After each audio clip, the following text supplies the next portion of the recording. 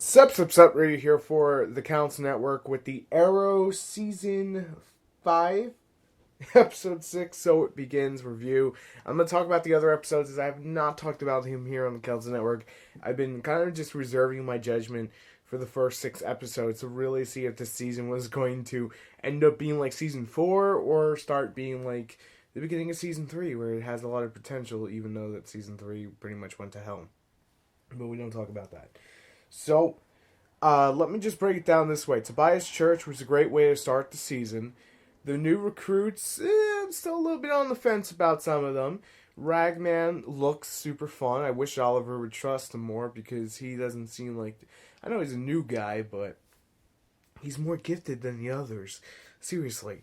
Curtis, typical Curtis, stepping up to the role. He's not as, how do I phrase this without sounding offensive?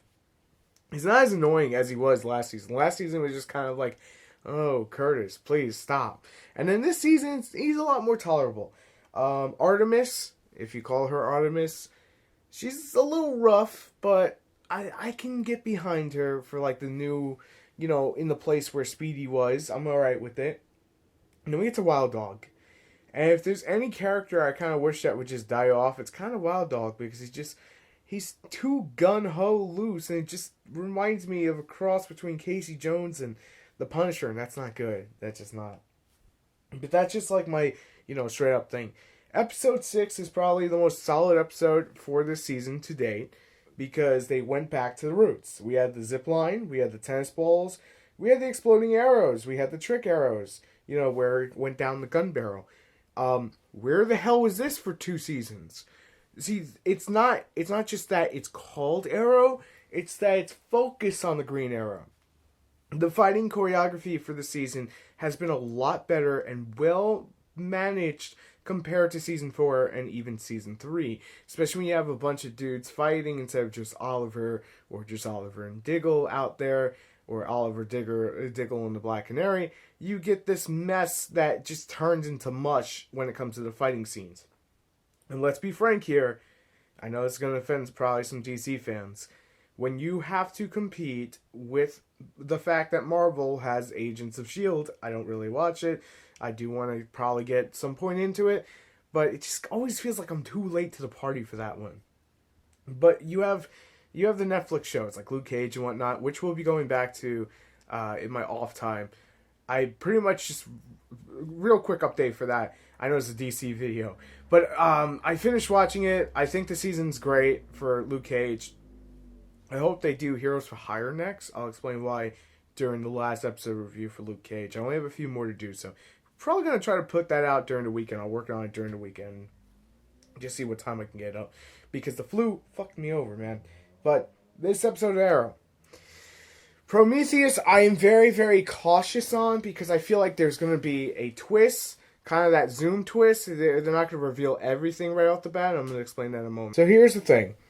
Captain Lance supposedly has been drinking again, but we have not seen him in 6 episodes take a sip of alcohol from what I can recall. Maybe in the first episode, where they had the whole Black Canary thing. Also, there's something about the Black Canary I'll have to bring up during this review. However, I'm starting to believe that the writers want us to believe that he's Prometheus. But here's the problem with that. Captain Lance has heart condition. He's pretty much can't be in the captain seat anymore. It was too stressful on him. What would give him the whole, here, go out there and do Prometheus? You know what would be a great way is if they implement something with Talia, who's been rumored to be coming to the show, past Laurel coming back, which is also something I'm going to have to talk about. And the 100th episode, which apparently has Deathstroke. And if it has Deathstroke, then they can use that and the whole Mirakuru thing and go from there. But there's so much that is going on with this that I think it's a misdirect.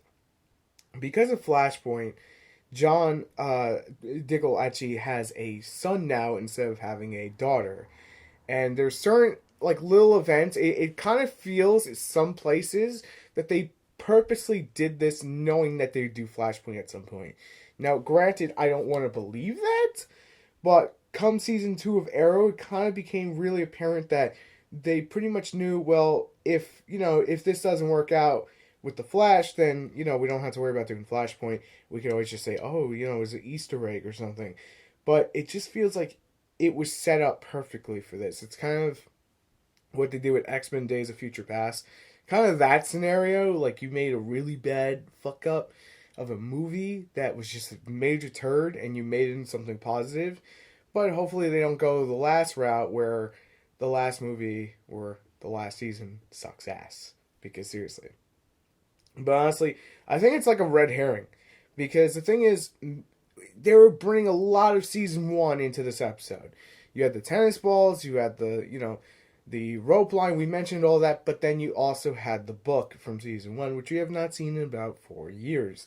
And I go back to that because I really do think, call me nuts, I'm always putting it out there too far and always realizing I put it out there too far, but I have fun with it. I'm going to say Tommy Merlin. There was a good chance because the events of Flashpoint. However, if we're talking legit, I'm thinking there's going to be 3 Prometheus, and they're all going to have like some kind of mental disorder split persona that's being controlled by, say, Tommy Merlin, because I believe Tommy Merlin was actually a villain in the comics for Arrow or something. I don't quite remember, but we're going to get to that. We also pretty much, now the recruits know about Oliver's backstory. That was pretty interesting. But the other thing is Felicity's new boyfriend. They're not just going to introduce him and be like, oh yeah, he's the captain of the police force. I'm telling you, I really do think there's something suspicious about him. I really do think him, Captain Lance, and possibly Tommy Merlin are the whole thing. Because we know Malcolm Merlin's going to be on Legends of Tomorrow primarily with the Legion of Doom. So that's going to take up Malcolm Merlin's spot, and he can't be Prometheus. The body build is pretty much right for Felicity's boyfriend, from what I could tell.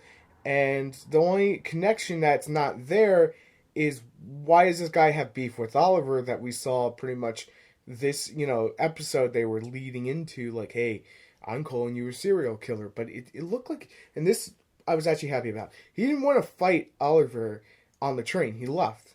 Put the bomb there, left, like a ninja. Maybe that's also a red herring for the League of Assassins, because they do that vanish trick, and that vanish trick is really nice, but I'm telling you, I don't know. It just really seems like they're gonna do something crazy, because the way that the ninja star or whatever he used, it looked like an arrow ninja star, which was pretty cool. And they mentioned that was all of Oliver's like old arrows, so this guy's got some sort of connection to the police department. He's getting that from somehow. And everything is looking like it's Lance, because Lance isn't there all the time. He's got that cut that Artemis gave to him, and purposely they put that there for that exact reason. And I just don't know exactly what the fuck is going on here. I don't know what to say. I just really do think this Prometheus thing is going to be out there in the good way. It's going to be kept grounded, but it's not going to be Damien Dark levels of stupid or Ra's al Ghul levels of stupid, with all respect.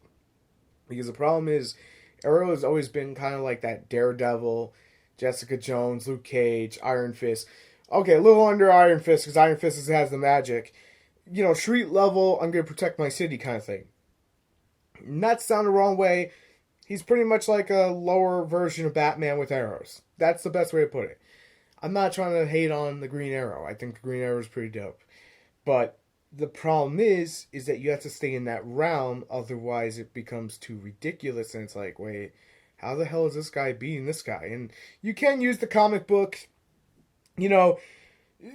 reason that happened. Also, I do need to mention the fact that they did the comic book thing with the parachute. I loved every second of it.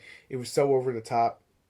It really does feel like this show is starting to heal. It's starting to get back its mojo. It's starting to get back into the way that things should be. And I'm actually really happy about it. But this episode alone, I'm going to say, I can't believe I'm saying this about an Arrow episode, an 8.5 out of 10 for me. But you guys let me know what you think down below. Was the episode as good as I think it was, or am I just kind of coming off season 4 like that shit sucks so bad that this is making the show look good again? But you guys let me know what you think, of course, down below, and I'll see you guys on the next one. Also, real quick before we go, because I didn't mention it, apparently on episode 10, Laurel's coming back, and she'll be alive and well. I'm going to leave you to think about that. We'll talk about it most likely next week. Or the week after. Probably just when we get closer, because that's just weirding me out. Flashpoint, anyone? Goddamn, Barry fucked everything up again. That's why he's off this week. Thank you guys so much. See you later.